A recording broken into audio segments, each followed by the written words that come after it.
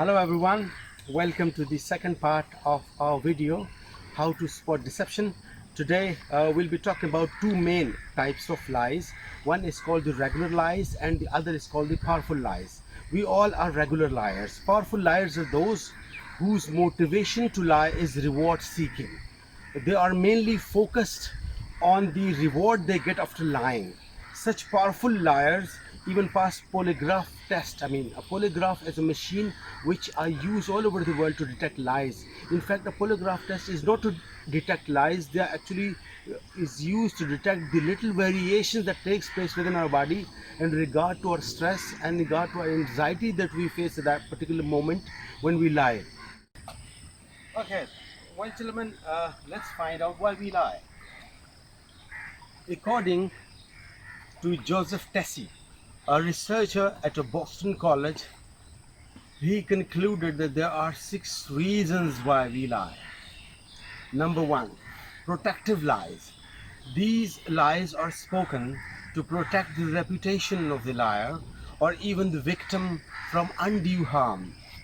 To keep their social status intact, they will not reveal their true personalities during this protective lies. Number 2, heroic lies. These individuals will lie to uphold the greater good. For example, to protect a close friend's self-esteem, ego, and confidence intact. Intact, we lie by not revealing the truth. We do it often.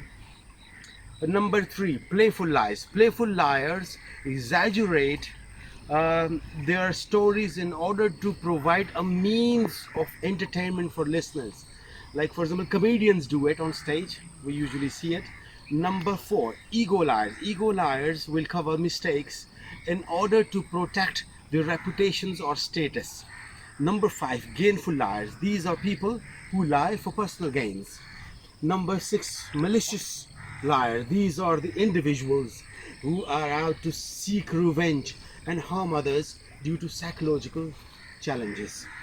Many individuals are so crafty at lying, they have mastered the art of concealing their body movements.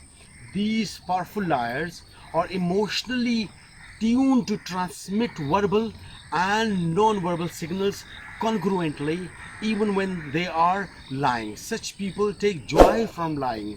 It's a psychological disorder, and these people are called pathological liars. Well, detecting deceit will give you this unique ability and opportunity to choose your friends wisely without having a word to say. There are mainly 4 types of lies that we speak.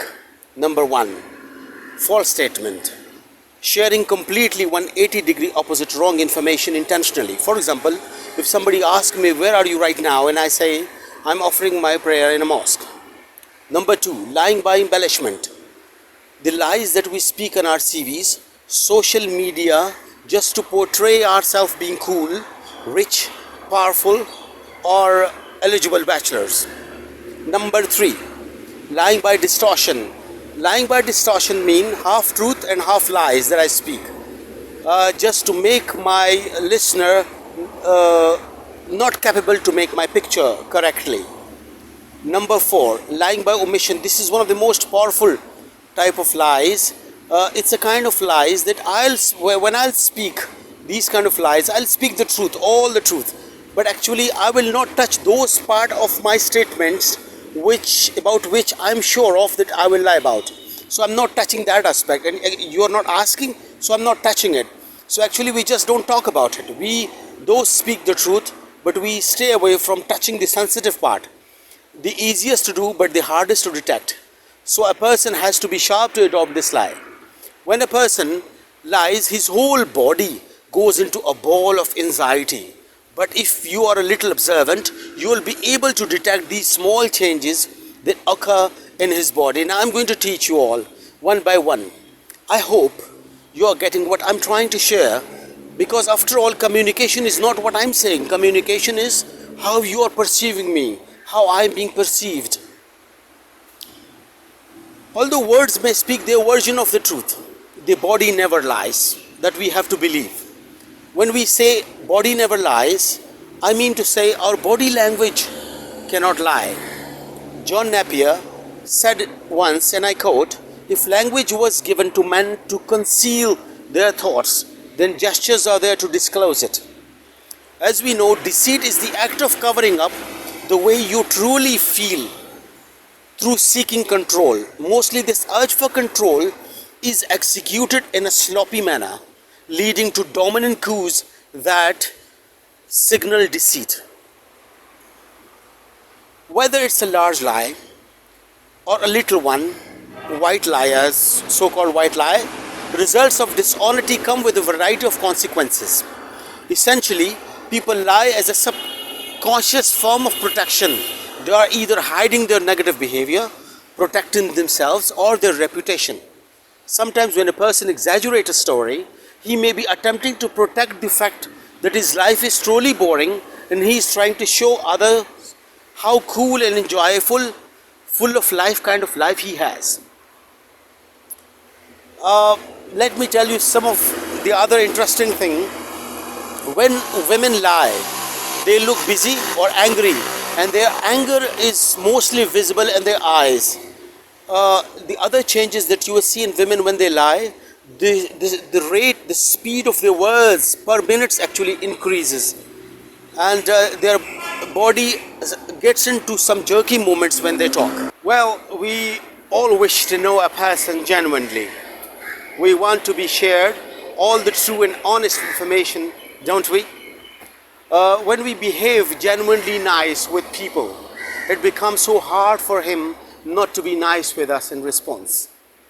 When people try to be nice with us genuinely, they share mostly true information with us that we seek. They put their guards down. When we establish rapport with people, their defense mechanism goes away. It becomes easy for us to know them realistically.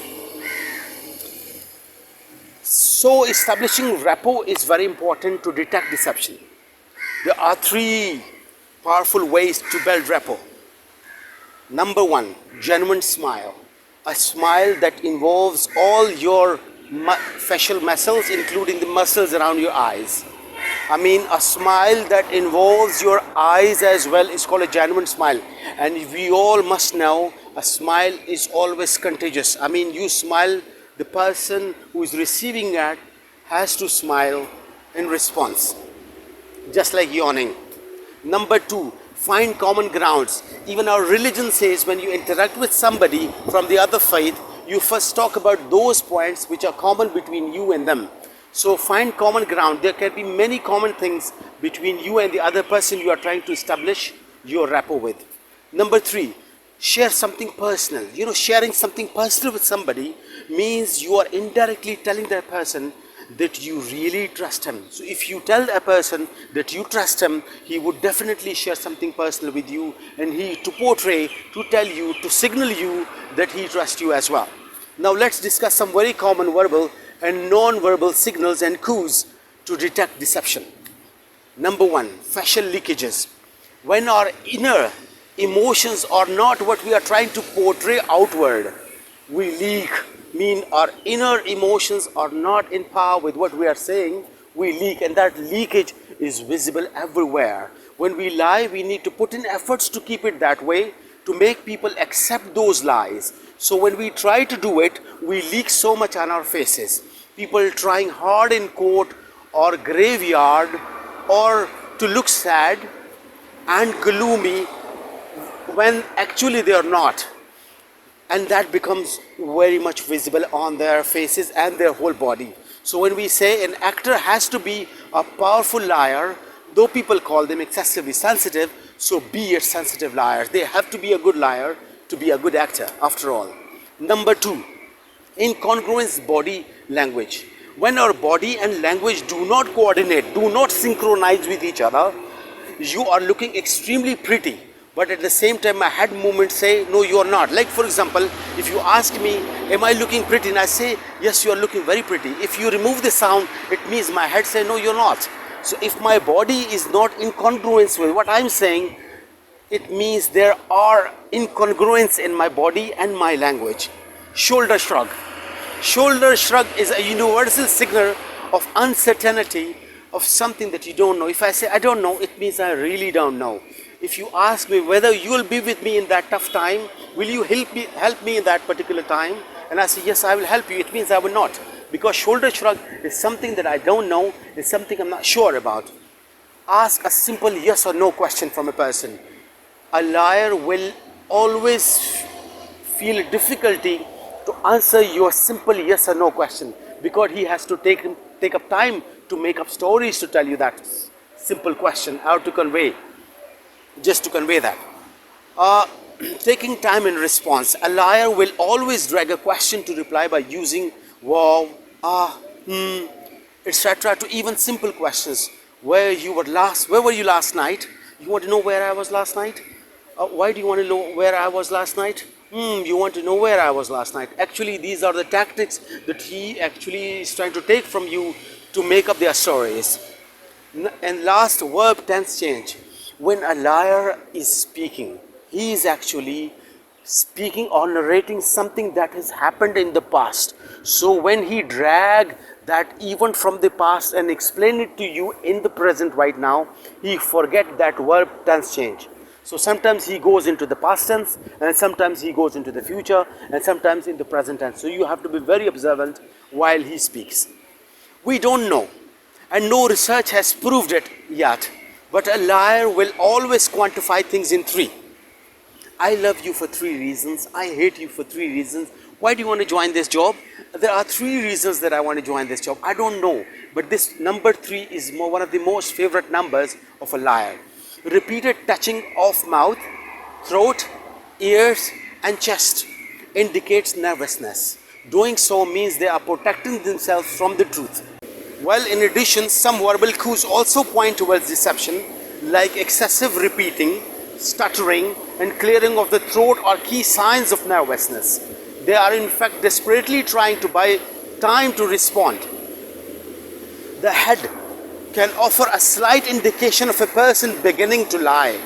When being asked a question, a liar tends to quickly move their head before responding it. Let's now talk about some common lying gestures according to body language expert. Number 1, the mouth cover. Did you hear about those 3 monkeys who actually speaks no evil, hear no evil and talk no evil? It means when we lie, our subconscious, our emotions, our body language is actually stopping us not to lie. So in the process, either they force us not to listen to it, nor see it, or not to speak it. So the mouth cover, when we were children, mouth cover mean speak no evil. So as a children, when we used to lie, or when we were actually caught red-handedly, we used to cover our mouth like this. Okay, so when we grow up, this kind of signal become a bit more sophisticated. So instead of taking our whole hand towards our mouth, we actually touch our lips a bit. Like before we talk, actually I was over there, and this was actually we touch our mouth repeatedly.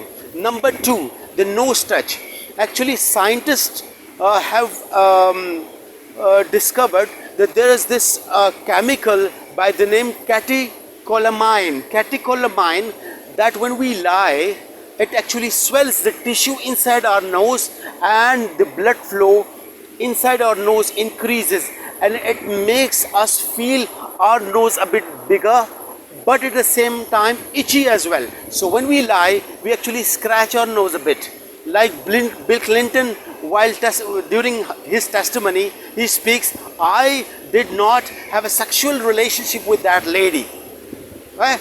Number 3, ear touch or hold. When we lie, or when we are listening to lies, we actually touch our ear. Sometimes we actually touch it, sometimes we actually grab and pull it for a little while. But at the same time, we also scratch the downward portion of our actually neck at times. Actually, for example, if I lie, I have to scratch this portion of my neck for at least more than 4 times, like this. Okay. Number 4, eye rubbing. Eye rubbing is a universal signal that says see no evil. I mean, when somebody is lying to me, or when I'm trying to deceive somebody, when I'm trying to speak a lie, So it means I have to touch my ear most often. Actually, I touch my eye most often. So that also depict deception. Number 5, neck touch, rub or scratch. When somebody asks me for some information and I lie, I mostly do like this, like a scratch at the back of my actually neck most often. So collar pull, when we lie, we feel anxiety, and anxiety means we need air to pacify ourselves. So when we lie, we actually pull our collar a bit, just to make some air goes inside. So actually that is also a signal. My 8 years old nephew, actually when he knows that he would not be able to lie to me, so whenever he tries to lie to me, he tries to drag my attention to irrelevant details, and while doing it, his eyes and his feet goes towards the exact. Well, ladies and gentlemen, the topic is too lengthy, and I have actually tried all my level best to make it as short, as precise and to the point as possible. But even then, after watching these videos, part 1 and part 2, if you have any question at all, or you can actually write your question in your comments and I will try to get back to you. I hope you would learn out of these videos. Adios. Thank you very much.